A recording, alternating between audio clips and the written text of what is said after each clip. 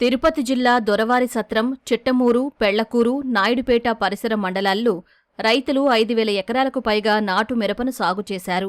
సాధారణంగా మిర్చి రైతులంతా హైబ్రిడ్లని అధికంగా సాగు చేస్తూ ఉంటారు. అయితే ఇక్కడి రైతులు మాత్రం నాటు రకాలను సాగు చేయడం విశేషం. సాగునీటి సదుపాయం సక్రమంగా లేకపోయినా అడపాదడపా తడులిస్తూ ఉన్న నీటితోనే రైతులు మిరపను పండించారు. పంట వేసి 3 నెలలు కావస్తూ ఉండగా ప్రస్తుతం రైతులు కోతలు చేస్తున్నారు.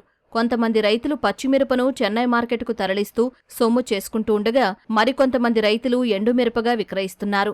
ప్రస్తుతం మార్కెట్లో ఎండుమిరపకు ధరలు ఆశాజనకంగా ఉన్నాయని, కిలోకు 300 నుంచి 380 మధ్య పలుకుతోందంటూ రైతులు చెబుతున్నారు. ఎకరాకి 50 మూటల లెక్కన వస్తుంది. దానికి అనుకూలంగా రేట్లు కూడా 33, 33, 20 అంటున్నారు కిలో ధర. ఎకరాకి ₹1,00,000 దాకా అవుతుంది.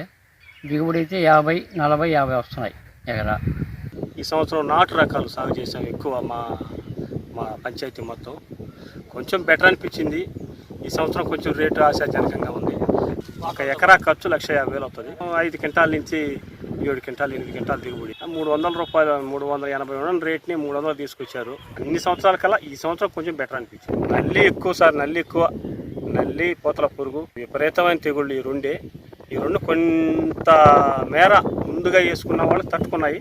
వెనకేసుకున్న వాళ్ళకి నల్లి విపరీతంగా పడింది. దిగుబడి కొంచెం తగ్గినా రేటు వల్ల అట్ట బెనిఫిట్ అవుతామని ఆశిస్తున్నాం.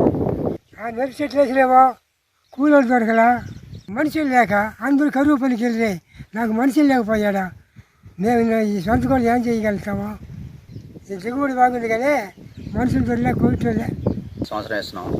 ఈ సంవత్సరం కూలీల కొరత ఎక్కువైపోయింది. దాంతో కూడా డీజిల్ లేనందువలన ఎక్కువ ఆటో అడుగులు ఎక్కువ అవుతా ఉంది. సంవత్సరం అయితే 4 ఎకరాలు సాగు చేశాను నేను. పెట్టుబడి వచ్చి ఎకరాకు వచ్చి 1,60,000, 1,70,000 దాకా అవుతా ఉంది. దిగుబడులు ఈ సంవత్సరం కొద్దిగా పర్వాలేదు. ఎకరా 10 క్వింటాలు అవుతున్నాయి. రేట్లు వచ్చి 300 నుంచి 320, 330 దాకా ఉంది. ఎకరాకు 1,00,000 నుంచి 1,50,000 వరకు పెట్టుబడులు పెట్టినట్లు రైతులు చెబుతున్నారు.